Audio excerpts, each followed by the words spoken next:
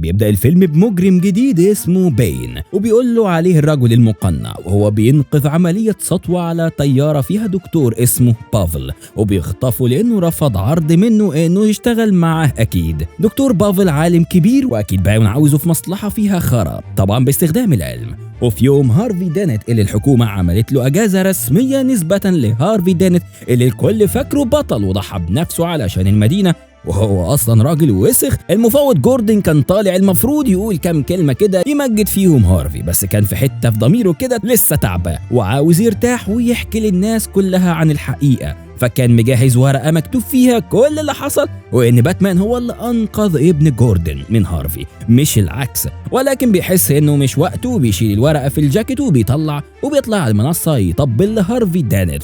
في وسط الزحمه دي واحده حراميه محترفه اسمها سيلينا كايل بتعمل نفسها من طاقم الخدامين في بيت بروس وين، وبتقدر تدخل اوضه وين على اساس انها بتوصل حاجه للاوضه، ولما بيدخل عليها بتقول له انت اكيد مش هتضرب بنت، بس انا بقى بضرب رجاله، وبتوقع العكاز اللي هو ساند عليه وهو بيقع على الارض وبتهرب. وين بينزل المخبأ بتاعه اللي فيه اجهزته ومعداته علشان يعرف معلومات عن البنت اللي سرقت العقد ده، وبيعرف اسمها وانها حراميه محترفه، والشرطه دايخه وراها، وبيقول لألفريد عاوزك تاخد لي ميعاد معاها.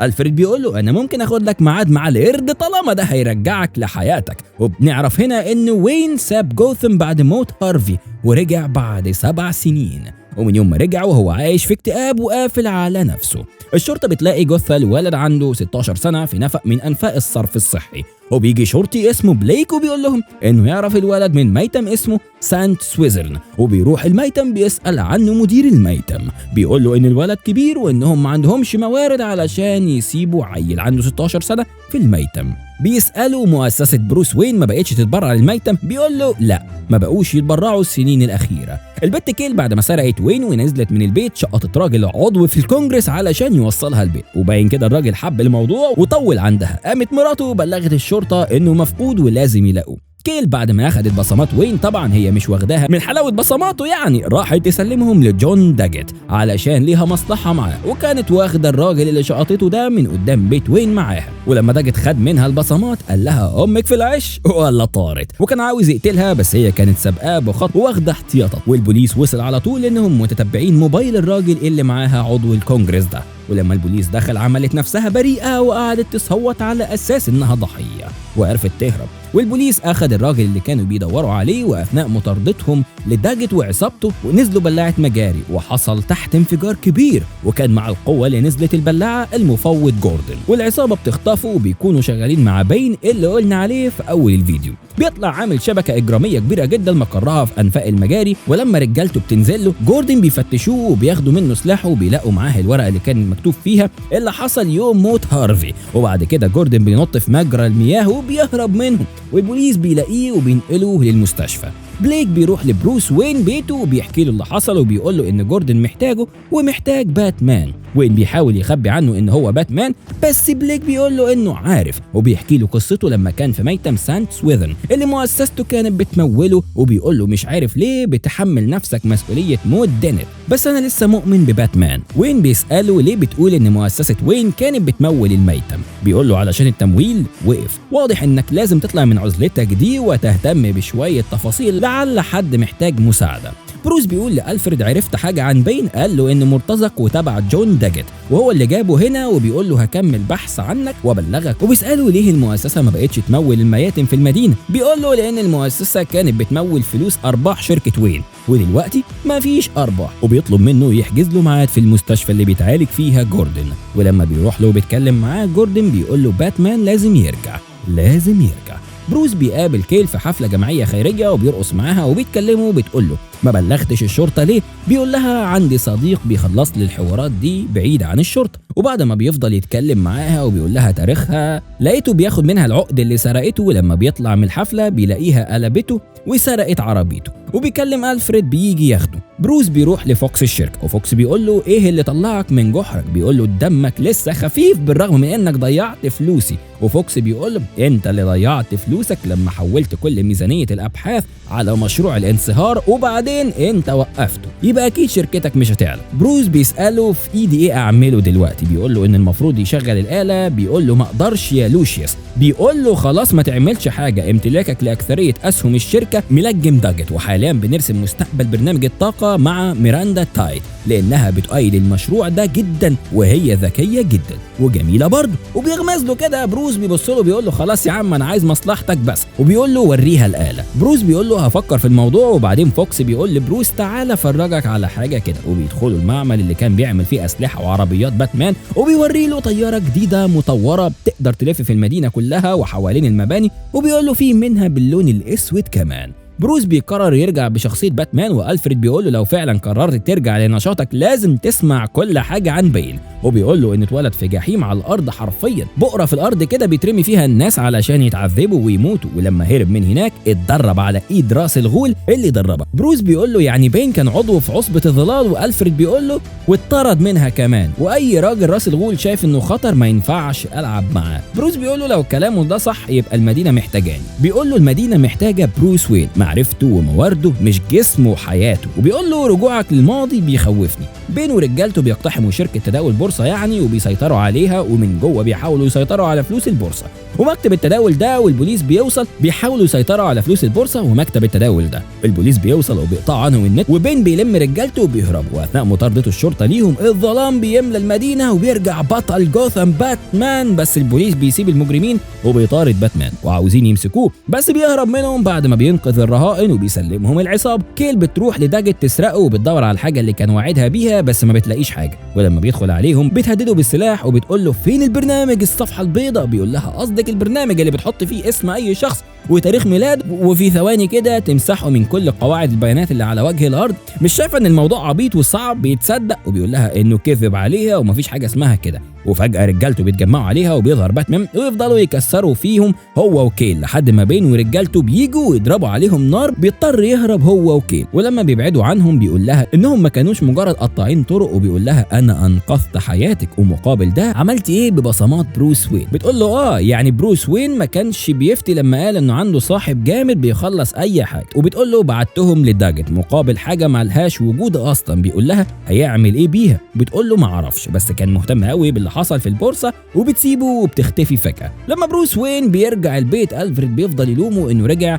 وكان لازم يسيب الشرطه تتصرف. بيقول له انهم ما عندهمش الامكانيات علشان يمسكوا الناس دي، فبيقول له اديهم امكانياتك. بيقول له ممكن تتحول في ايديهم لسلاح، وبيفضل ألفريد يحذره من اللي جاي وان بين مش سهل وخطر جدا. ووسط الكلام ده بيقول له انه لازم يشوف طريقه تانية يعيش حياته بيها غير انه يرجع باتمان، وبيقول له لازم تشوف حياتك بره الكهف ده. بروس بيقول له مش هقدر لان ريتشل ماتت وهي كانت حياتي بره الكهف ده. والفريد بيقول له لو قلت لك انها كتبت رساله قبل ما تموت بتقول فيها انها فضلت هارفي دانت عليك، وانا حرقت الرساله دي علشان عارف انك هتعاني بسببها. وبيقول له انا اسف. بروس بيقول له اسف؟ انت متوقع بعد تدميرك لحياتي دي همدلك ايدي واسلم عليكي وعادي كده الحياه هتمشي يعني؟ وبيقول له الوداع يا ألفريد وبيسيبه وبيمشي. فوكس بيروح لبروس وبيقول له انه حاليا مفلس بسبب خيارات بيع تمت مثبته ببصماته، والشركه حاليا هتخضع لسيطره داجت. بروس بيقول له الاسلحه والعلوم التطبيقيه ما ينفعش يتسيطر عليهم، وفوكس بيقول له ما تقلقش القسم ده ملوش وجود على الورق بس مشروع الطاقه ممكن. بيقول له ميراندا تايت لازم تقنع المجلس بدعمها علشان نوريها المفاعل.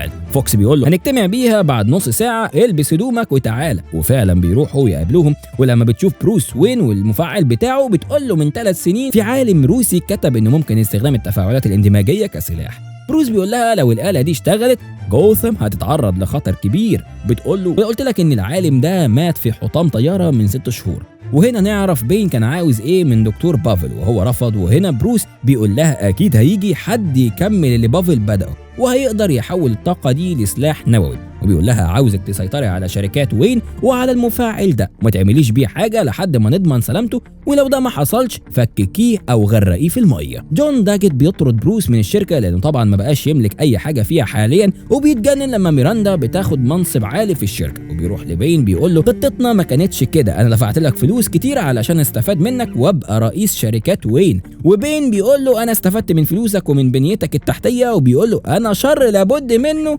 وبيقتله. بروس وين بيروح لكيل علشان يقول لها ان صاحبه عاوز يشوفها، اللي هو باتمان يعني، لانه عاوز يغير رايك وما تمشيش من المدينه وهيديكي اللي بتدوري عليه مقابل انه يوصل لبين، واظن انك عارفه مكان بين. بتقول له قول لصاحبك هفكر في الموضوع، بيقول لها هيقابلك بالليل وبيمشي.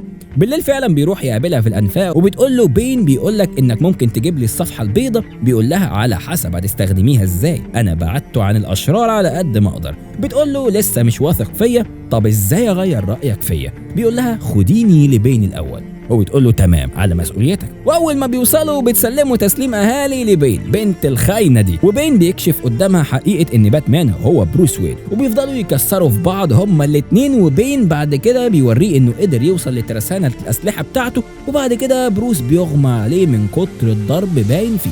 بليك بيقبض على كيل وهي في المطار بعد ما سلمت بروس لبين، وفي تحقيقه معاها بيسألها عن بروس وبيقول لها هم قتلوه، بتقول له مش متأكدة. بين بياخد بروس للسجن اللي عاش فيه في طفولته، بقرة في قاع الأرض كده، وبيقول له انت هنا في البيت، روحك هتتعذب وهتعرف معنى اليأس زي ما انا عرفته بالظبط في أسوأ جحيم على وجه الأرض. وقال له ممكن تشوفني من مكانك هنا وانا بعذب مدينتك كلها من الشاشة دي، وسابه يتعذب من الوجع ومشي. بعد كده بين بيروح شركة وين ويسيطر على الشركة وقسم تطوير الأسلحة اللي فيها، حتى المفاعل اللي بروس كان مخبيه قدر يوصل له، وخلى فوكس يشغله تحت التهديد، وقدر يحوله القنبلة بمساعدة الدكتور بافل.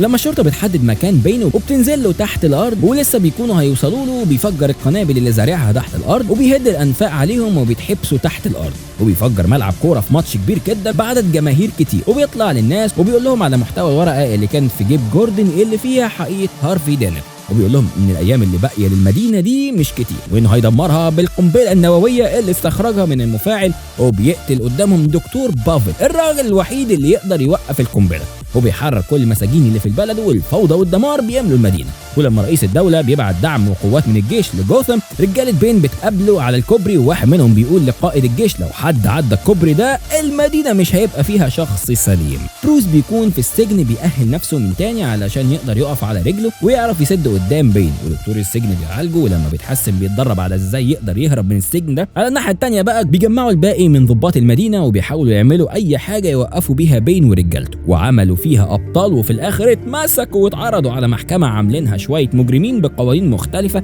عن اي محكمه، وبيحكم عليهم بالاعدام. بروس بيبدا في محاولات الخروج من السجن، وبعد اكتر من محاوله فاشله وتمرينات كتير، وفي المحاوله الاخيره بيبقى متاكد انه يقدر يخرج لانه عرف طريقه الخروج، وهي انه يطلع السور من غير اي حبل امان، وخوفه من انه يقع قدر يخلي عنده اراده اكبر ونجح انه يخرج من السجن بسلام. وبعد ما بيطلع بيروح للبت كيل بنت الخاينه دي، وعلشان هو راجل كيوت وقلب ابيض بيقول لها عارف انك خيبتي ظني كتير بس لسه عندي امل فيكي، وبيديها البرنامج اللي كانت عاوزاه، وبيطلب منها تساعده علشان ينقذ المدينه. وبعد ما بتوافق بيطلب منها تاخده الفوكس علشان ينقذه من عصابه بين، وفعلا بيروحوا بينقذه، وبيطلب منه يوفر له كل المعدات اللي محتاجها علشان يرجع للعبة مرة تانية. بيوصل بروس في آخر لحظة علشان ينقذ جوردن وبليك والرجالة اللي معاهم من حكم الإعدام اللي اتفرض عليهم، علشان محتاجهم معاه ضد بين، وبيقدر يحررهم هم وباقي الضباط المسجونين تحت الارض. تبدا الخناقه بينهم وبين جيش بين والبوليس، والمجرمين بيكسروا في بعض، وباتمان بيروح لبين وبيقول له بقى تعالى لي بقى راوند 2، وبيبداوا تلطيش في بعض. بس بروس كان متدرب كويس ومجهز نفسه، وجاب بين على الارض بسهوله المره دي.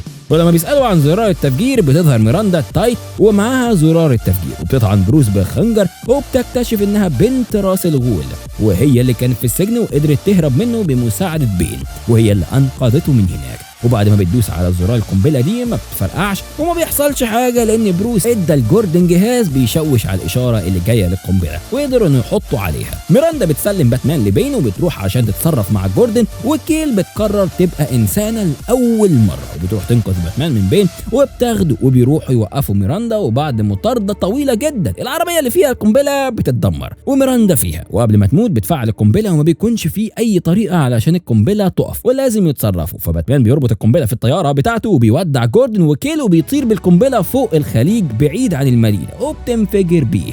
بليك بيرمي إشارة الشرطة وبيستقيل، والبوليس بيسيطروا على جيش بين وبيسيطروا على الوضع، وجوردن بيعلن وفاة بروس وين وبيعملوا جنازة ليه، وبيتعمل تمثال لباتمان في المدينة، وبيت بروس وين بيتحول لدار أيتام وثروته بتروح لألفريد. وفي يوم من الأيام جوردن بيكتشف إن كشاف إشارة باتمان اتصلح، وبليك بيجيله رسالة مكتوب فيها إنه يروح كهف باتمان علشان يكمل مسيرة باتمان. وبعدين فوكس بيكتشف من المهندسين في الشركة إن الطيارة اللي كان عاملها بروس تم التعديل عليها علشان تقدر تطير آليا بواسطة بروس وين. وفي يوم ألفريد بيكون قاعد في المطعم وبيشوف بروس قاعد مع كيل وبيفرح جدا، وبيطمن عليه من بعيد وبيتأكد إنه حصل على الحياة اللي يستحقها، وبيمشي وبينتهي الفيلم.